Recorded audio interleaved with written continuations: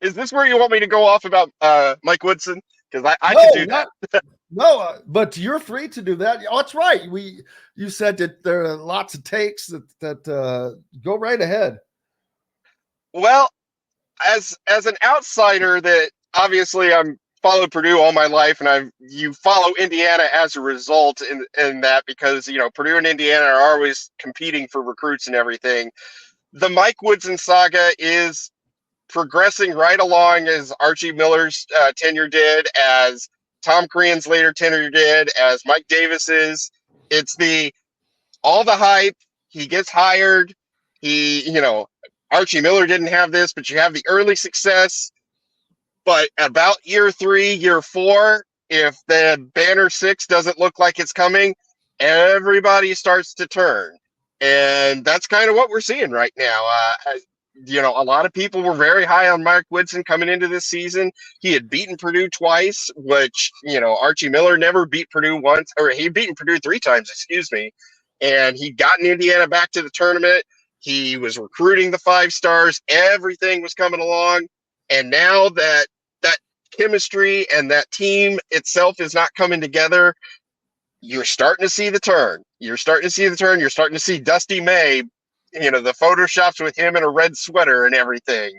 And, the other joke is all they got to do is call Brad Stevens and then he'll come running to Bloomington and everything. And it's just ridiculous. It is ridiculous. You cannot get stuck in this cycle where you are cycling through a coach every 4 or 5 years because they don't get to a Final Four or win the national title. There is not an automatic win ball coach out there. If Indiana went and threw the bag at Jay Wright right now, he's a great coach. I would say he's probably the best coach not coaching right now. Is he automatically going to win in Bloomington? No. He's got to put that team together, and you've got to be patient. You have to build a program. I mean, Purdue is where they are at because Matt Painter has been there almost 20 years. He has built this program. He has gotten the players he's wanted. He has gotten players to overachieve based on their recruiting stars and everything else, and they come together. He still has not made a Final Four because you have to put all those pieces together, and you still need some luck in March. You still need to be able to pull those games off in March, and it is frustrating as hell. I can see it frustrating from an Indiana perspective. It's frustrating from a Purdue perspective when Purdue has had all this regular season success, yet they are seeing the likes of George Mason, Butler, Wichita State, Loyola, VCU, these teams that just get hot for 4 games in March and they make it through to the Final Four when Purdue can't do it despite all the regular season stuff. So you've got to build that program. You've got to be able to be patient with the coach, let him build something, and you also got to have some luck. And you also can't keep turning the roster over. You're not going to get it done with one and done guys. Even Kentucky doesn't do that continuously. And they've arguably had the most success with just going one and done, one and done, one and done. And Indiana is not going to get there until they commit and are ready to build around a coach and build around some guys that buy into that philosophy and they buy in and fill those pieces. And yeah, you can get the occasional one and done guy that'll fill those other gaps and be that star. But in modern college basketball, you got to build. It's not automatic. You can't just roll 5 guys out there with a coach and expect to win. They have to work together. They have to build together. And you got to find that coach that can get the guys the right pieces in the right spot. No question about that. And there's no doubt to what you're saying. I think that sometimes people look at the steps that are being taken to get to that point, and that is the question mark a lot of the times. And I think that's the questions that are being asked right now is while no one may have expected them to win a national championship this year or even a Big Ten title. I didn't. You expected more than what you're seeing from this team when you have the talent on it, that you have players that have come back that have been there, that are veteran players. So there are certain expectations for them. Then you have guys that were on the team that you expected growth from. When you don't see that, that's an issue. And then the guys that you do bring in that are higher level guys, there's expectations for them. Killel Ware and Mackenzie Mbako. And while those guys have performed well this year, I think Malik Renew has performed well. He just come off of a game where he had 28 points because Killel wasn't there and he had to be the guy. But there are just other issues with the team that kind of continue to pop their head up. And I think that is what is nagging Indiana fans. The flagrant fouls. It's kind of there was always this thought of a lack of discipline on this team, and those kind of things start to bear it out a little bit. And when you're not a disciplined team, you're not going to win. Because if you're not disciplined, you're not together, you're not on the same page, and you're not all working towards the same goal. I don't know what that is or whether that is or not the case because I'm not in practice every day. So I can only use the games that I see as a barometer and the performances that are shown as a barometer. And I think Woodson hurt himself a little bit by being so dismissive about being questioned about his method of substitution patterns early on, or for the whole time, really, how he would use this hockey style substitution pattern of bringing 4 guys off the bench and taking virtually your entire starting lineup off the floor after, say, they built a 12-point lead against Auburn, and then watch that entire 12-point lead dissipate before putting the guys back in. And then being asked about it and being kind of indignant of refusing to answer the question when pushed on it. It's just, there's just, everything's not symbiotic right now. And I think that's a problem. You don't see that upward trajectory. It doesn't have to be, like a rocket, but it should be upward. And I think this is a dip that nobody saw coming. I didn't. Yeah, I tend to agree. I thought Indiana was going to be better this year, and just because they were building something, you get that talent, it's hard to be that bad. Now, is Mike Woodson a bad coach? I don't think so at all. I mean, he's proven he can get it done, and maybe he just needs a little bit more time. Maybe he needs one key guy. You mentioned the transfer portal earlier. Look how much better Purdue is adding a Lance Jones, a 4-year guy that was a starter at Southern Illinois. They added one guy. Do you know how many guys? Yeah, they added one guy.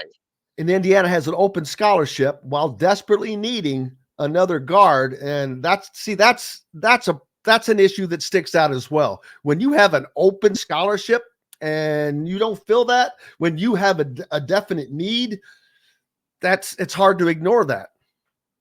Yeah, and especially when there are guys that can come in and fit the system. But that goes back to, you got to find the right guy that builds that culture to where somebody can come in and fit the system. This is year 3 for Mike Woodson. I mean, he's gotten Indiana to the tournament, but what else has he built? What consistency has he built? And it's a hard line to walk, especially in a program like Indiana that demands that upward trajectory at all times. One thing about this team is they are one of the youngest teams. If you take minutes played and all of that, they're not very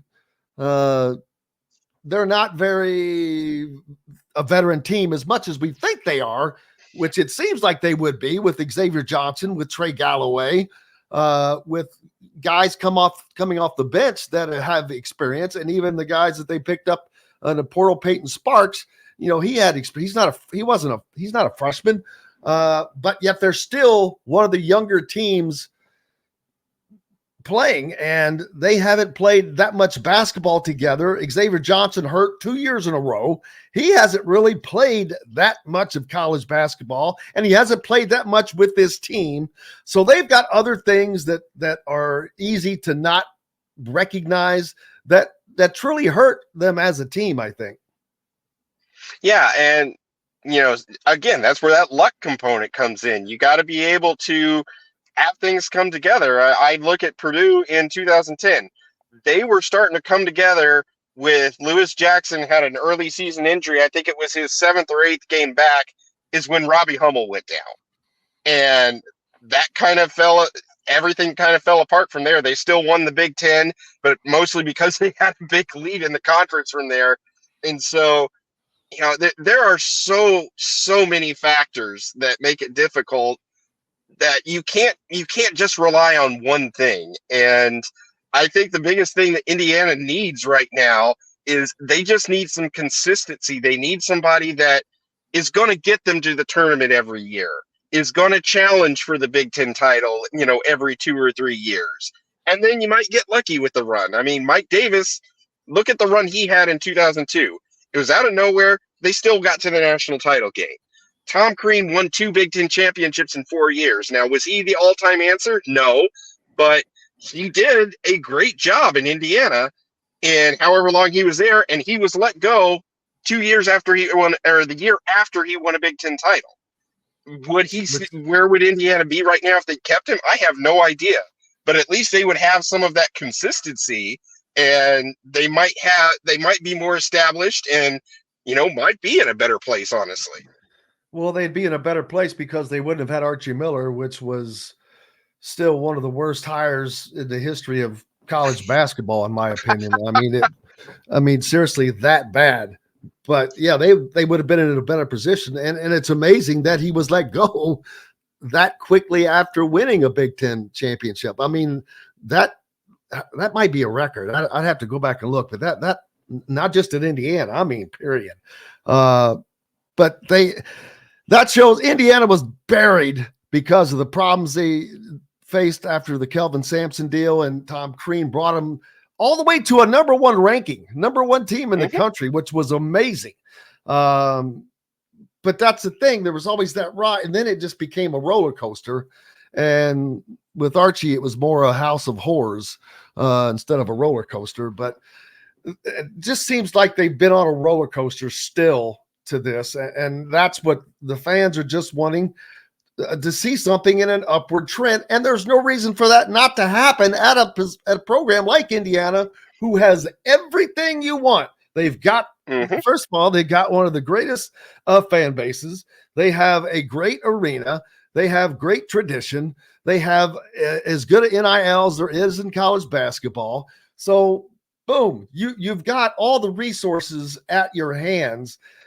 And to see other schools that have none of that have success, it makes it very difficult for the fans, and I get it. Yeah, and that goes back to my point in March. Is it's very frustrating to see a Miami come out of nowhere and make a Final Four with no program history. Now they got the NIL, they've got the transfers and everything, but after a while, you're like, okay, when are we going to get the lucky bounce? When are we going to get the big run? And both Indiana and Purdue are still waiting for that. That Indiana team that got to number 1, they were a legitimate title contender. They fell short because they had one bad game against Syracuse.